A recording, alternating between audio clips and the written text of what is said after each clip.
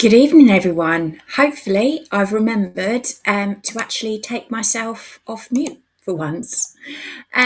So, if you can hear me, that is, welcome to this evening's Diet Decoder. If you are watching live, then please drop a hashtag live. If you're watching later on replay, don't forget to put that hashtag replay in the comments. Okay, so big shout out already. We have our first hashtag live, that is to Charmaine. And so let me introduce myself. So, for those of you that don't know me, my name is Vanessa, and I'm one half of Team Thomas. And I've just got the loud and clear. Fantastic. Okay. So, I'm a one-to-one diet consultant, and our wish for Diet Decoder basically was to give you some facts, nutrition, motivational ideas, ideas, things that will help you get to where you want to be, basically. So I'll come back and check the comments in a bit. But if you've got any questions for me whatsoever, just let me know in the comments. But for now, let's start off with tonight. So I've avoided the good old-fashioned video this evening. It turns out it's a problem with my computer. So my computer should hopefully be here by the next time. So I'll resume videos, but until then, should be able to still proceed with my presentation. Okay, so for those of you that don't know both of us, I've obviously introduced myself as Vanessa. But the other half of the team is Martin, and together we're one-to-one Team Thomas. Now, Martin is a qualified chef, trained dietitian, sports coach, and is known for his fun-loving attitude and great low-calorie recipes. I'm also trained in nutrition and health, but I also focus more in the life coaching stuff. Era of things, if you like. So I've had several years experience as a diet coach, and that leads me to my next announcement that actually, as of tomorrow, Martin and I will have worked with the one-to-one diet as independent consultants for 3 years. So happy birthday to us. Just thought I'd let you know that. Okay, so let's move on to this evening's topic. So from talking to a few people, what I wanted to convey basically is about the right time to start a diet. And officially, the right time to start a diet is when you're feeling mentally and emotionally prepared to commit to making positive changes to your lifestyle. Now, here are the few key indicators that will let you know it's the right time. Number one is mindset.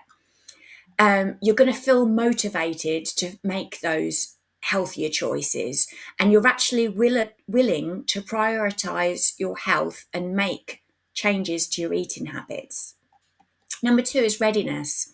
So you feel that you have all the necessary resources and support systems in place to help you succeed. Now, this will include access to nutritious foods, support from friends, family, or even guidance from a healthcare professionalist or nutritionist, such as Martin and I. And I will just put my phone on silent. Sorry about that. Number three is stability. You're in a relative stable period of your life where you can dedicate time and energy to focusing on your health and well-being with significant disruptions or stressors on the back burner. Number four is commitment.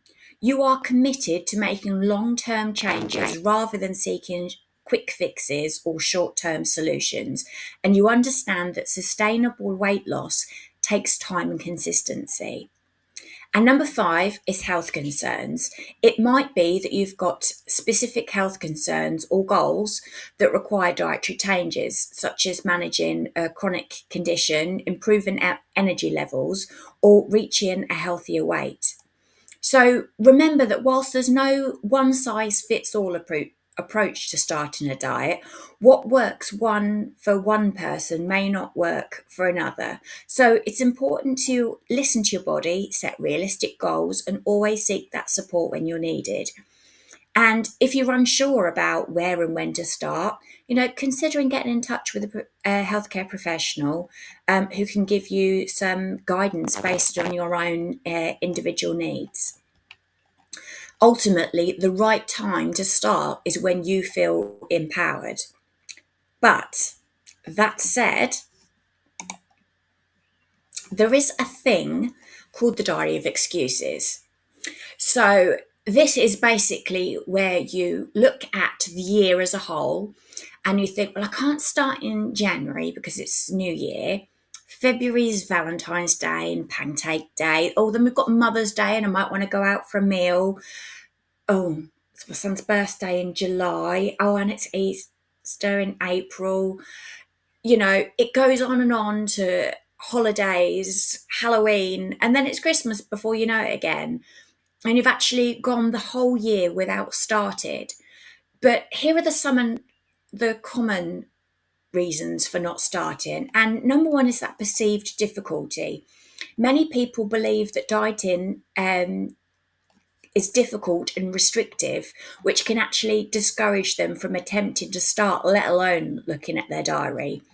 The idea of giving up that favourite food or drastically changing their eating habits can feel very overwhelming, and I know that from personal experience.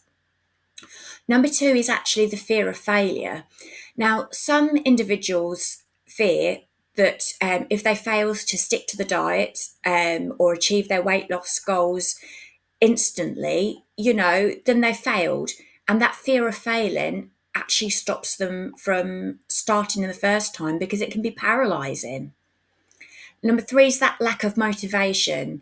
Without that strong reason why, that strong motivation behind you, people really can struggle to make the changes in their life, to move around those eating habits.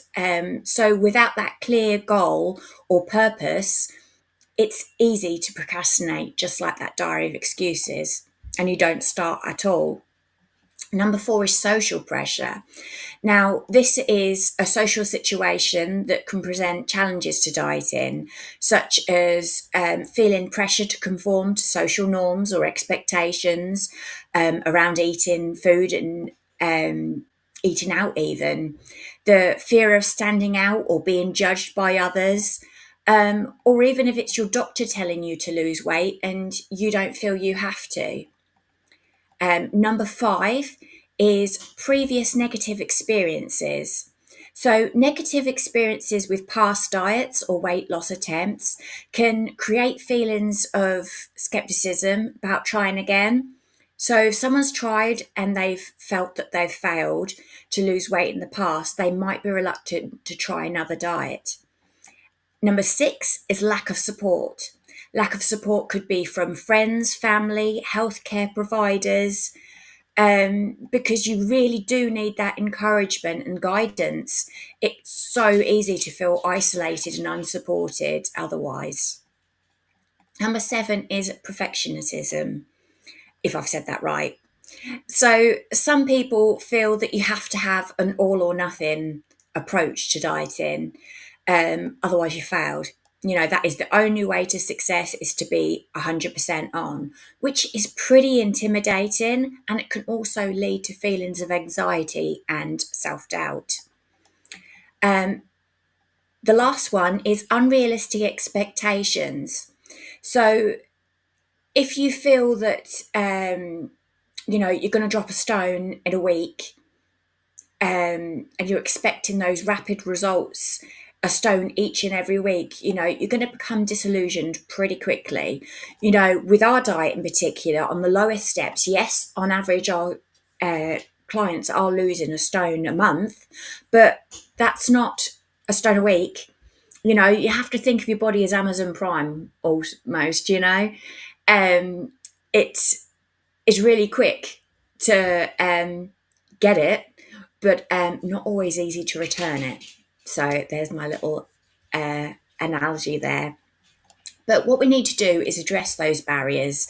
It's a combination of mindset shifts, realistic goal setting, social support, and personalised strategies to overcoming those challenges, and recognising and addressing the factors that are most likely to increase your own chance of either not starting or finishing sooner than reaching your goal. Now, something someone told me today, actually, and if she's listening, she's going to be freaking out. Don't worry, I'm not going to say your name, is actually suffering with FOMO.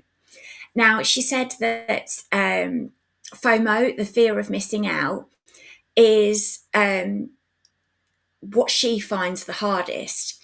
Now, whether it be family celebrations, like in that diet excuses where, oh, I can't diet this month because it's my son's birthday. Well, is it his birthday all month? That's where the excuse come in. But the actual realization that, you do have to make choices can lead to FOMO. Let's meet up with friends. Oh, let's go to a coffee shop, coffee, oh, and a cake. Go on then, because you feel they're having some, so you must as well. And again, it's completely understandable, but it can actually either put you off from starting because you feel that your life's a constant social hotbed, or it might just be that you feel that you've had a day off and so that's it, job done, you went 100% on it.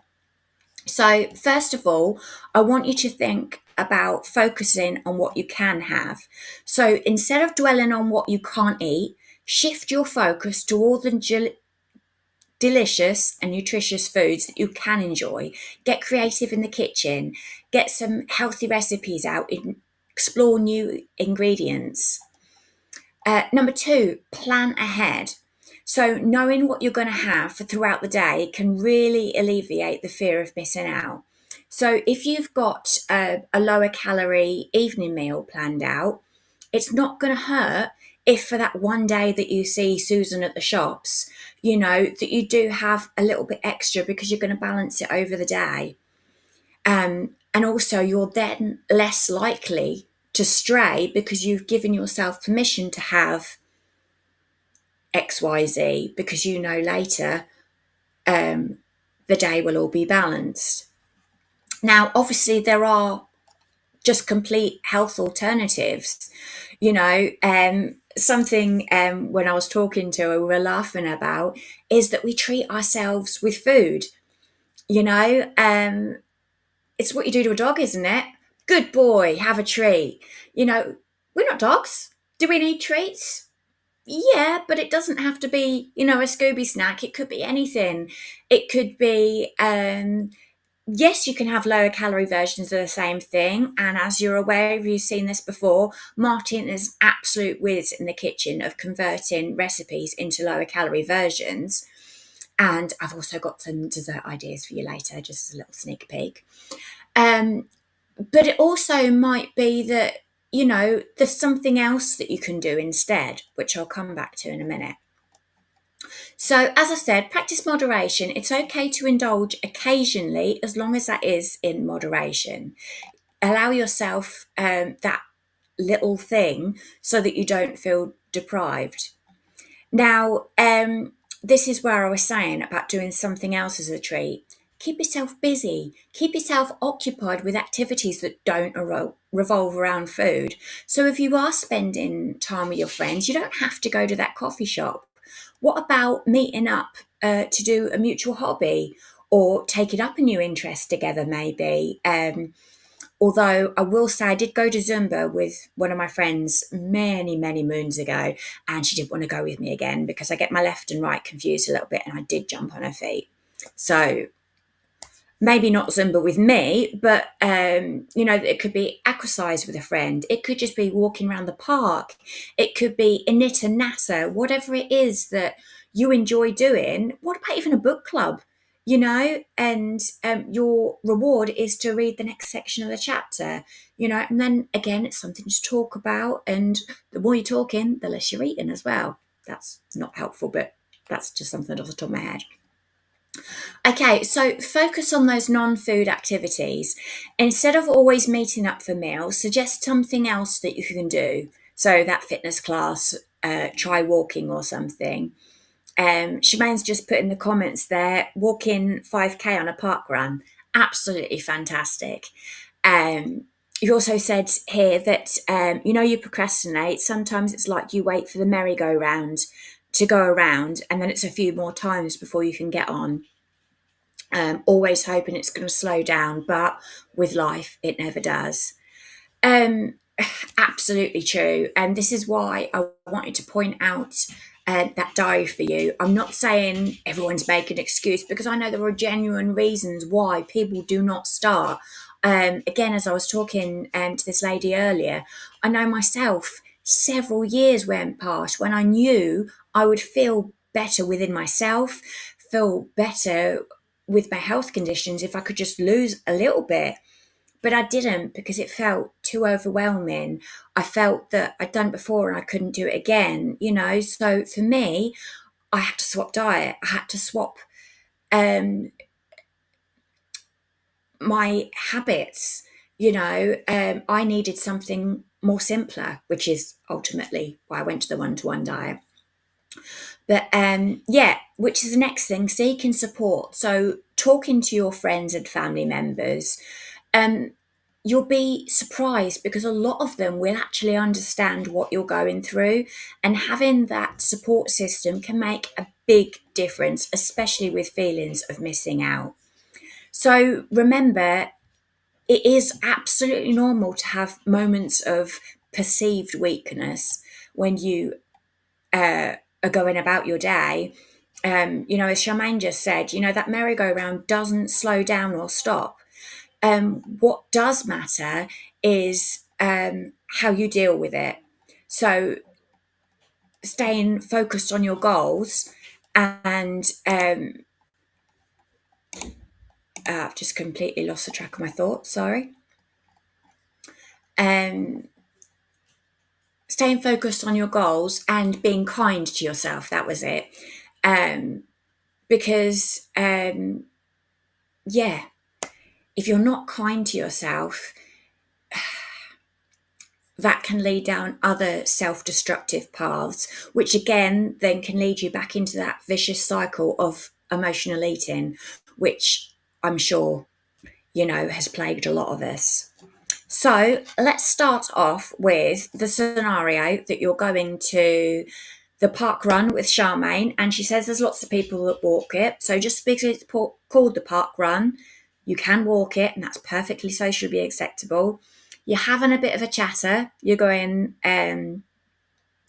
around your circuits, and right at the end, your friend says to you, "Oh, we've done all that hard work. Should we go and get some chips?" What can you say? What sorts of ways can you get around that conversation? I'd love for you to put some suggestions in the chat, and we will come back to that. Martin saying yes, please. Okay. The problem being there, though, is you're falling into that puppy scenario again, though. You're saying, I've done a good job. I've been for my walk. Now I want the goodies. So it hasn't actually been a positive step of activity to counteract what you're doing, which Shemaine's also pointed out is free.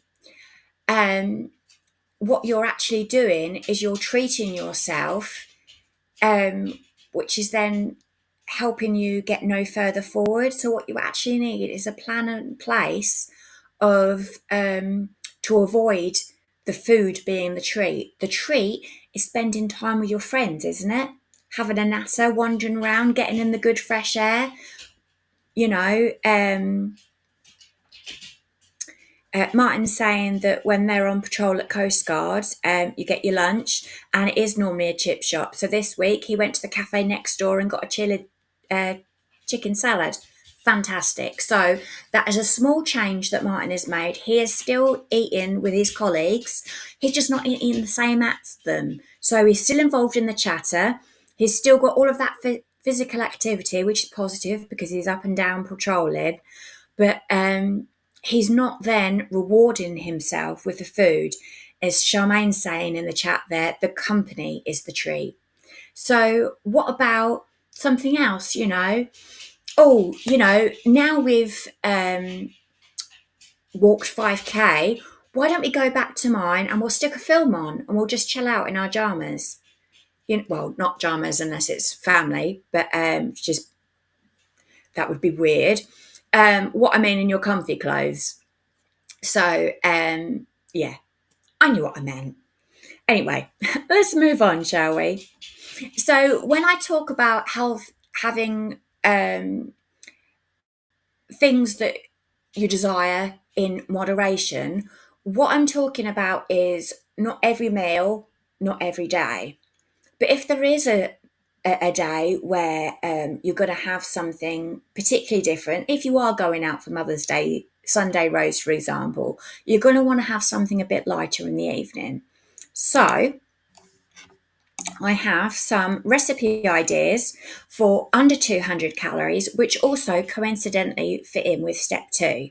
So if you're familiar with the steps plan, we start off, the lowest step is complete sole source. So you are just eating products and they are all weighed out for you. There is no calorie counting.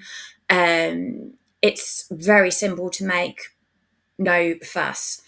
And then as you work up through the steps, you gradually replace the meal replacements with everyday foods. And then this builds you up. Not that you have to start on the lowest step. Some people start halfway through, step 3. It's, again, what's going to suit your own personal situation and your lifestyle. But what we're trying to do is build you up slowly. So if I hold up to the camera, my steps book, it goes the wrong way. We have those 6 steps there in place to make it a gradual process for you to learn healthy eating along the way. So that step 2 is to take away one of the meal replacements and replace it with a 200 calorie meal. But this will also be helpful if, for example, you're on a higher step and you've gone a little bit over for your lunch and you might want to pull it back in the evening, or vice versa.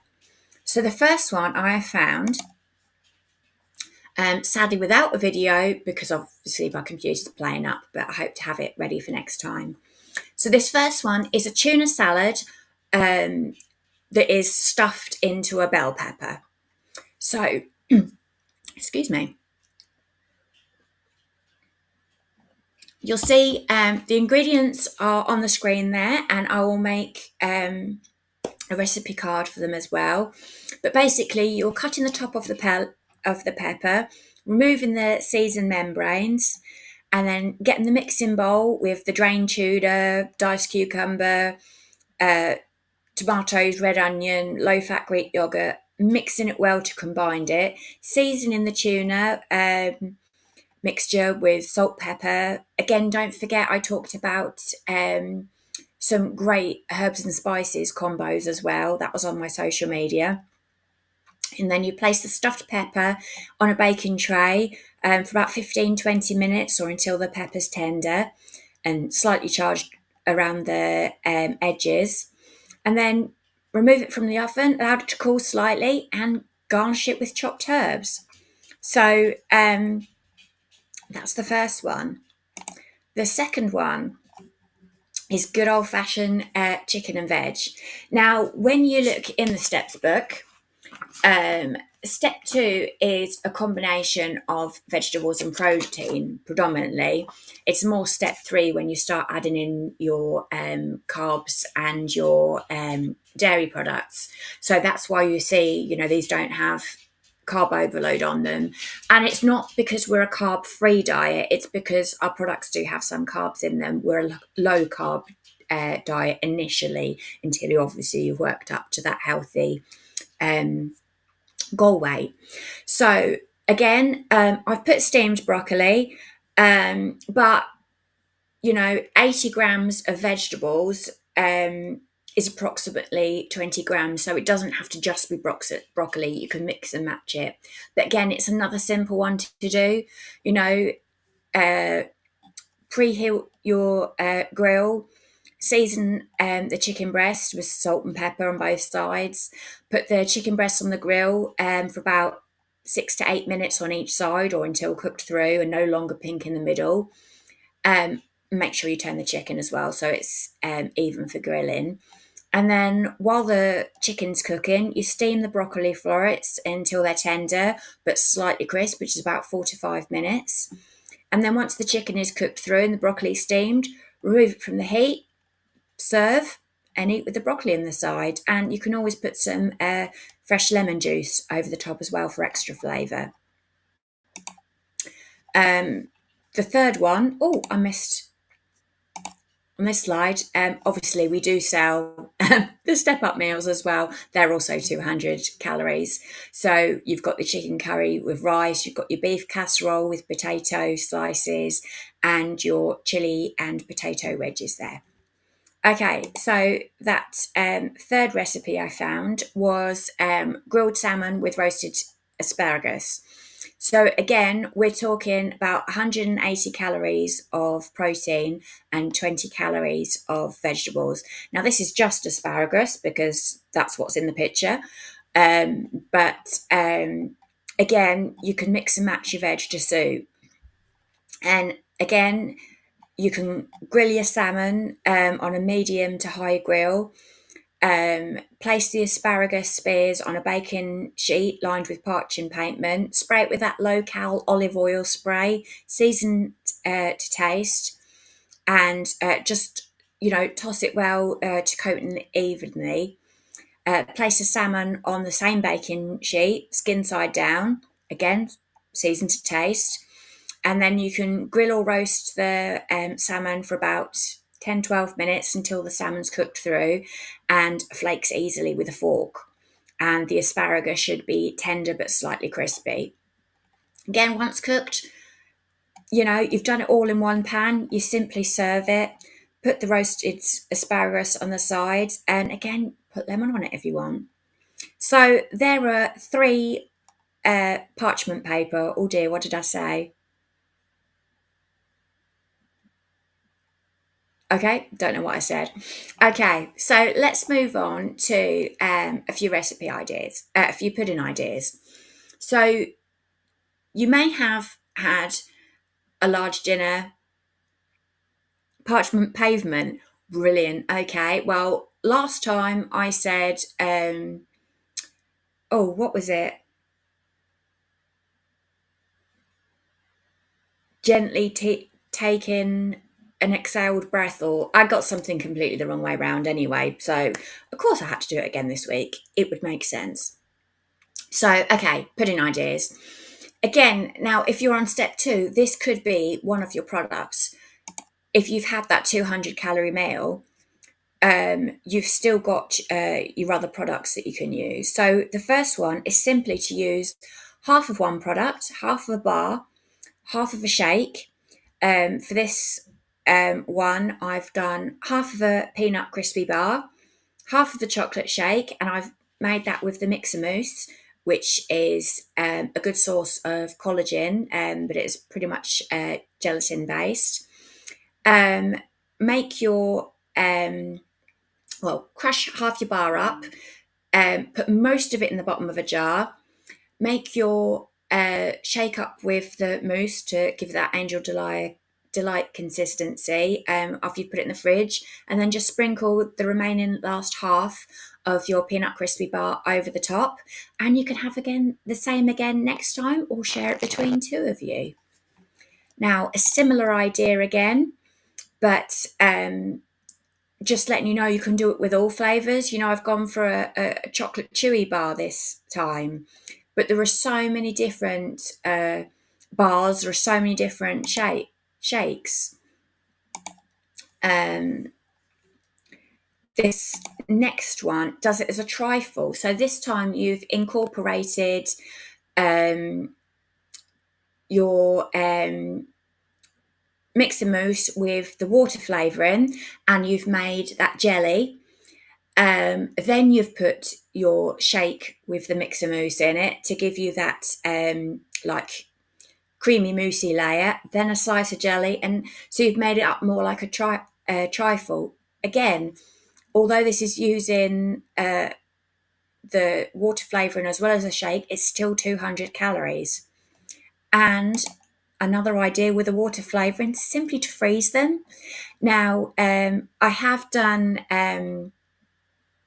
mindful medication instead of meditation. Yep, I did that one as well. Shemaine's saying she loves my bloopers.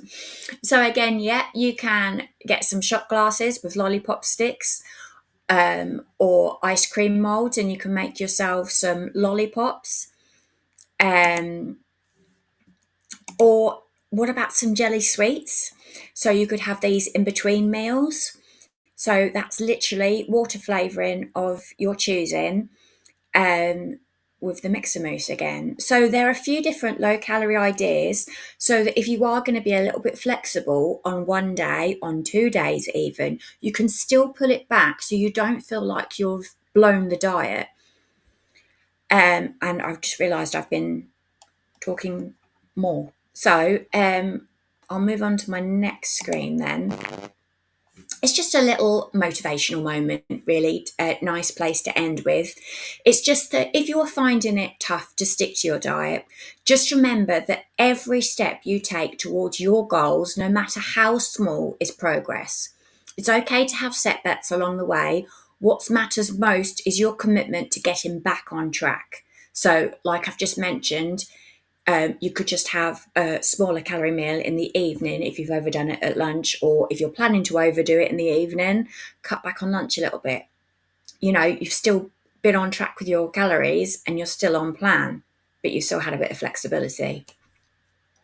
You're more capable of what you think, and every effort that you make brings you closer to your dreams, to a happier and healthier you. Sound like a greetings card, don't I?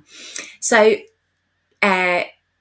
keep pushing forward, stay focused on your why, and never underestimate the power of consistency and perseverance. You've got this. Yes, you can.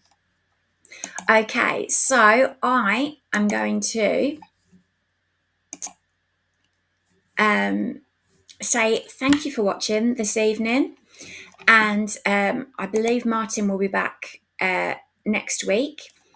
And in the meantime, if you've got any questions that you want answering, or any subjects in particular you want me to cover, then just send me a message, drop me a comment, let me know, and I'll see to it for next time. But in the meantime, Diet Decoder will be back Thursday at 8 p.m.